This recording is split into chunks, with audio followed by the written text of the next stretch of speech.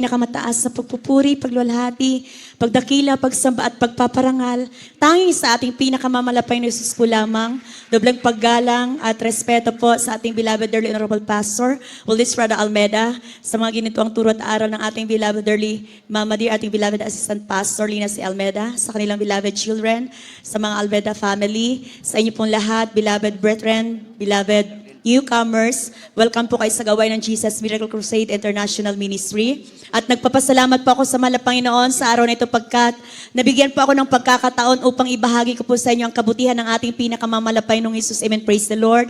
Nakilala po namin ang ating pinakamamalapay nung Jesus way back year 1997 po sa dako po ng Zamboanga City na kung saan ang beloved mama ko po ay may taglay na karamdamang kulang for almost 10 years po mga minamahal at kami po ay Muslim mga minamahal. Pero ang Diyos sa gawain ng Jesus Miracle Crusade ay hindi po nagtatangi ng tao. Amen. Praise the Lord.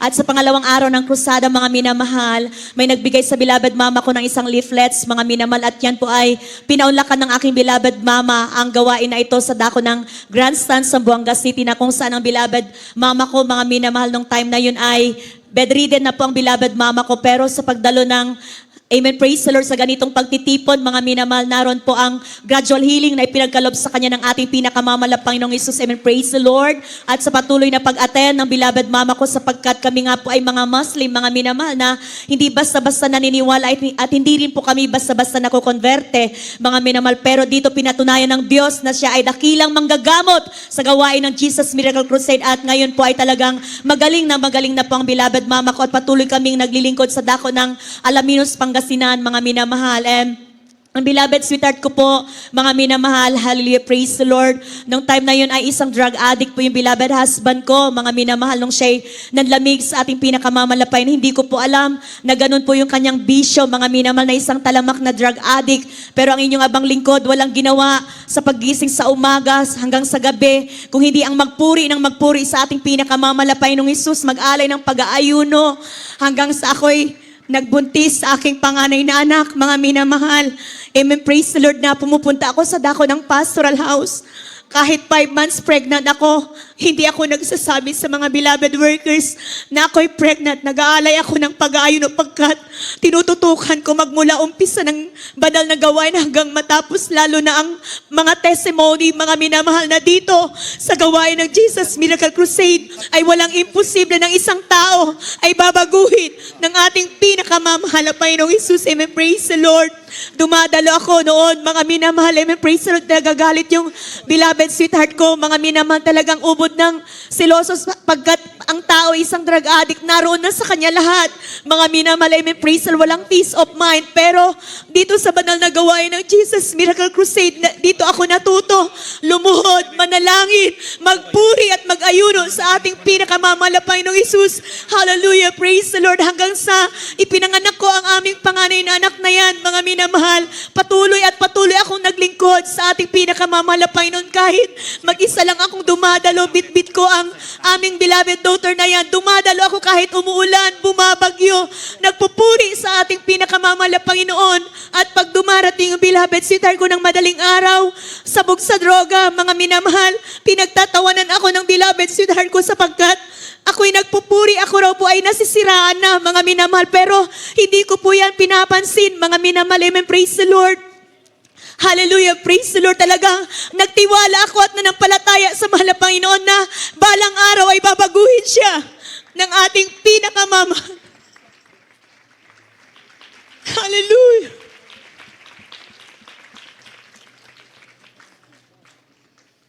At tunay nga po, mga minamahal, hallelujah, praise the Lord, hindi ako binigo ng ating pinakamamalapay noon. One day, mga minamahal, talagang siya na ang nagkusa, mga minamahal, na talagang binago siya ng ating pinakamamalapay na Jesus hanggang sa mga oras na ito. Talagang nakita ko yung grabing at totoong pagbabago sa kanya ng ating pinakamamalapay ng Jesus. Amen, praise the Lord. At naroon, mga minamahal, nung nasa bisyo, ang beloved sweetheart ko, talagang zero balance kami, as in walang-wala kami. Nakikipisan lamang kami sa beloved parents ko, mga minamahal. Amen, praise Lord, talagang walang suporta, mga minamahal, nanggagaling sa kanya hanggang sa pinakat niya sa company yung aking allotment.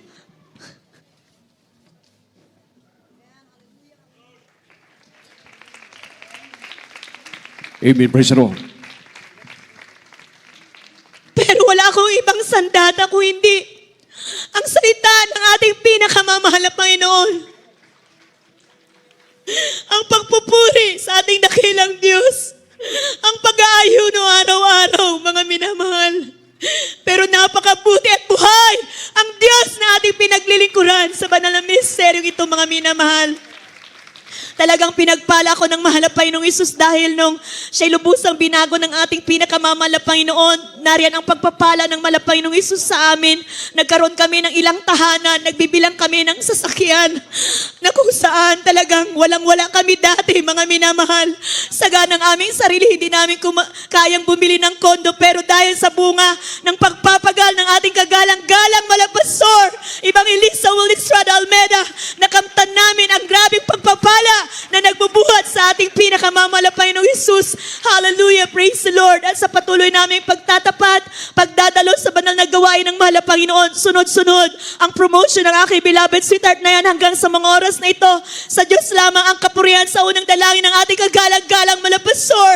Willistrada Almeida, naging chief engineer ang aking beloved sweetheart sa barko sa kahabagan ng ating pinakamamahal na Panginoong Isus. Amen, praise the Lord. At alam niyo po, mga minamahal, talagang napakabuti ng mahal na Panginoon. Isa rin akong survivor ng malusubaming way back year 1999, June 29, sa dako po ng Basilan, Zamboanga City. Ang Basilan, mga minamahal, naririnig natin sa radio at napapanood natin sa telebisyon na ito'y napaka-critical area, mga minamahal, ang Basilan. Napakaraming abusayap, mga minamahal doon. Kung kaya't ang beloved papa ko na isang sundalo, mga minamahal, hindi sila pumaparoon kung hindi po nakatangki di gera, mga minamahal, subalit tayong mga anak ng Diyos ang ipinangaral sa banal na ministeryong ito ng ating beloved parents in the Lord. Manampalataya at magtiwala tayo sa buhay at totoong Diyos natin pinaglilingkuran. Amen, praise the Lord, hallelujah. At alam niyo po, mga minamahal, nung kami pumaroon, nagdaos lamang ng isang mini crusade doon. Mga minamahal, hallelujah, praise the Lord. Napakaliit lamang na banal na gawain doon. May isang kapatiran na nag-request na magkaroon ng mini crusade sa dako ng Basilan. Mga minamahal, at habang umaawit kami ng isang malumanay na awitin, mga minamahal, naroon yung isang apple grenade na inihagis mismo sa gitna, sa mismong harapan. Mga minamahal, talagang on the spot, mga minamahal, 3 ang patay namin and 38 wounded po kami. Mga minamahal, isa roon sa amin, mga minamahal, ating beloved sister Rubilin Ernacio, na kung saan tumama ang sharpnel sa kanyang left eye at tumagos sa kanyang utak, mga minamahal, sa kanyang ulo, na kung saan, mga minamahal, nag-stable ang sharpnel sa kanyang utak, mga minamahal, at yan po ay namatay na, mga minamahal, wala ng buhay, mga minamahal. At ang isa po sa amin, mga minamahal, isang brother na kung saan tinamaan sa gitna ng kanyang ilong, mga minamahal, at ang buto ng kanyang gitnang ilong, yan po ay nabali, mga minamahal, dahil sa tama ng sharpnel, at bukod dyan ay binaril po yan, mga minamahal, ng 45, mga minamahal. Amen, praise the Lord. At may isang baguhan po tayo na kung saan, mga minamahal, amen, praise the Lord, ang brain tissue na yan ay doon tumama ang sharpnel at durog yung utak at lumabas po yan, mga minamahal. Pero alam niyo po, isa na lang ang nakatayo sa amin during that time, isang beloved ordained preacher. Siya po ay lumuhod at nanalangin sa ating pinakamamahal na Panginoon. Ang sabi niya sa ating pinakamamahal na Panginoong Isus, mahal na Panginoon, saan man kami nagkulang, nagkasala, nagkamali sa mga oras na ito, patawarin niyo po ang bawat isa sa amin, mahal na Panginoon. Ayon sa iyong banal mong kalooban, buhayin mo ang mga patay na ito sa pangunat, panalangin, pagluhod ng aming kagalang-galang malapasor, Ibang Elisa Willistrada Almeida. Alam niyo po, mga minamahal, 3 times kinasout niya po ang demons of death, mga minamahal. Ang himala ng ating pinakamamahal na Panginoong Isus, ang 3 patay namin yan ay insan, binuhay muli ng ating Amen. Praise the Lord. pinakamamahal na Panginoong Isus. Hallelujah! Purihin ang ating pinakamamahal na Panginoong Isus. Napakabuti ng Diyos. Buhay ang Diyos na ating pinaglilingkuran. Hallelujah!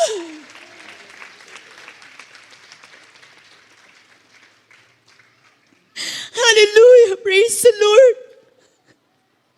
During that time, ang iyong abang lingkod, mga minamahal, nanatili akong nakaluhod noon, mga minamahal. Hallelujah, praise the Lord. Sabi nila sa akin, beloved Sister Lynn, tumayo ka na pagkat Sister Rubilin Ernacio ay patay na. Alam niyo po, mga minamahal, Nung ako'y tumayo, talagang lantang gulay na yan, mga minamahal, nakalabas na yung kanyang eyeball. Bilang isang tao, hindi ko kaya at hindi ko alam kung paano ang aking gagawin upang ipasok ulit ang kanyang eyeball. Ngunit, alam niyo po, talagang buhay ang Diyos na ating pinaglilingkuran. Sa banal na ministeryong ito, mga minamahal, ipinaisip sa akin ng ating pinakamamalapay na Isus kung ano ang aking dapat gawin upang maipasok muli ang kanyang eyeball, mga minamahal. Pagkat ito'y nahanginan na, mga minamahal, lumaki na ito parang itlog, mga minamahal. Habang, hallelujah, praise the Lord, hinahawakan ko ang kanyang eyeball upang ipasok sa kanyang mata. Ang tanging sinasabit ko lamang na kataga ay ang katagang, hallelujah, praise the Lord. Hallelujah, praise the Lord. Hallelujah, praise the Lord. Alam niyo po ang himala ng ating pinakamamalapay ng Isus na yan. Hallelujah, sa unang dalangin ng ating kagalang-galang malapasor, Waldisrada Almeida, ang kanyang eyeball, mga minamahal, yan po ay pumasok at nag-back to normal po yan sa kahabagan ng ating pinakamamahal na Panginoong Isus. Amen, praise the Lord. At yung beloved brother na yun, mga minamahal, na kung saan ay may tama sa kanyang gitnang ilong at binaril ng 45, naubusan na po yan ng dugo, mga minamahal. Humiwalay na po yung kanyang kaluluwa sa kanyang katawan at umakyat na po sa langit, mga minamahal. At sabi niya po, mga minamahal, ayon sa kanyang testimony, doon po, mga minamahal, sa piling ng ating pinakamamalapay ng Isus ay wala raw pong kasing ligaya. Kaya ang sabi niya raw po sa ating pinakamamalapay ng Isus, may praise the Lord.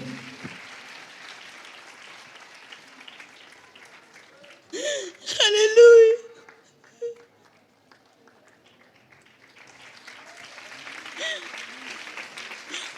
Mahal na Panginoon, ayaw ko nang bumalik pa sa lupa pagkat sa lupa, maraming pagsubok, maraming kapighatian, maraming pag-uusig, maraming kahirapan.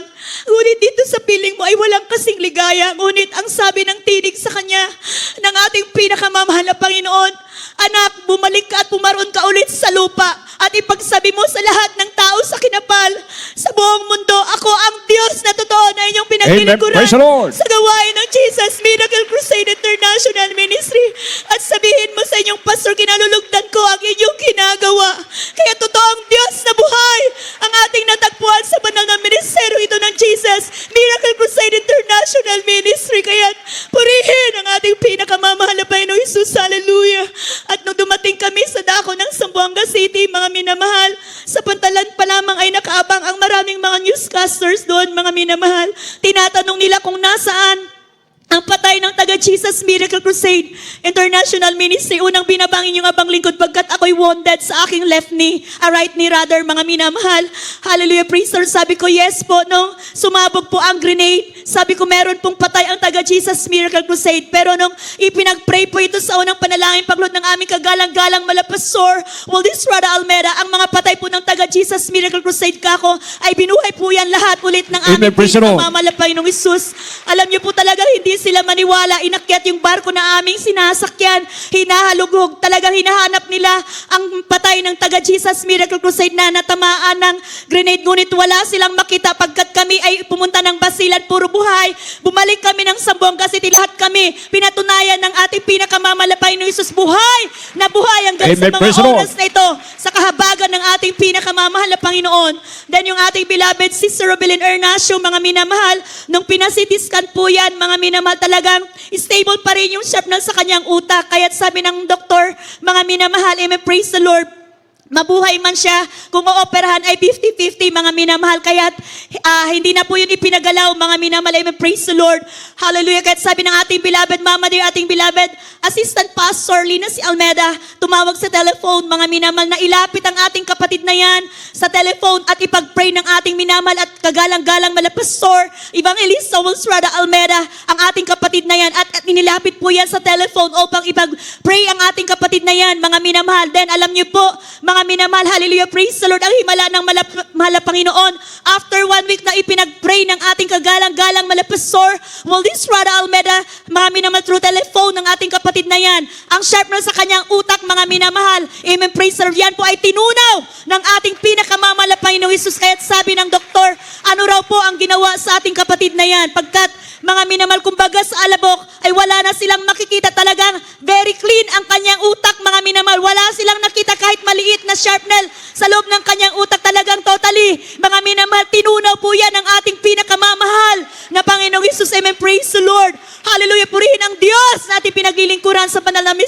ito, mga minamahal. Kaya't maraming salamat sa mahal na Panginoon. Nung time na yun, mga minamahal, almost 3 months or 4 months rather, na hindi ako makalakad pagkat yung Amen, praise the Lord. Yung ugat sa aking right knee, ayan po ay naputol, mga minamahal. Unbeliever ang beloved parents ko. Ako pa lang ang saved noon at saka yung beloved brother ko, mga minamahal. Amen, praise the Lord. Talagang naroon yung galit ng papa ko bilang sundalo, mga minamahal, kung bakit ako sumama sa pugat ng mga Abu Sayyaf, mga minamahal. Ako raw po ay nagpakamatay, mga minamahal. Amen, praise the Lord. Pero alam niyo po, walang ginawa ang inyong abang lingkod kahit nagbibleed. Yung aking right knee noon, nakahang, mga minamahal. Amen, praise the Lord. Nagpapadala ako sa praising area para doon magpuri. Doon luwalhatiin ang marilag at banal na pangalan ng ating pinakamamahal na Panginoon. Doon nagsusumamo, doon tumatangis araw at gabi upang ipakita ko sa aking mga loved ones na ang natagpuan kong Diyos sa gawaing ito, mga minamahal, kahit ako'y Muslim. Hallelujah, walang pinipili ang puso ng ating pinakamamahal na Panginoong Isus. Amen, praise the Lord. Walang tinatangi ang Diyos sa gawaing ito, mga minamahal. Alam niyo po, mga minamahal, hallelujah, praise the Lord. Talagang puri ako ng puri, mga minamahal. Inaalagaan ako ng beloved papa ko. Pagkat 4 months siyang nag-leave, mga minamahal, isang investigator ang beloved papa ko sa Armed Forces of the Philippines, mga minamahal, nung time na yon.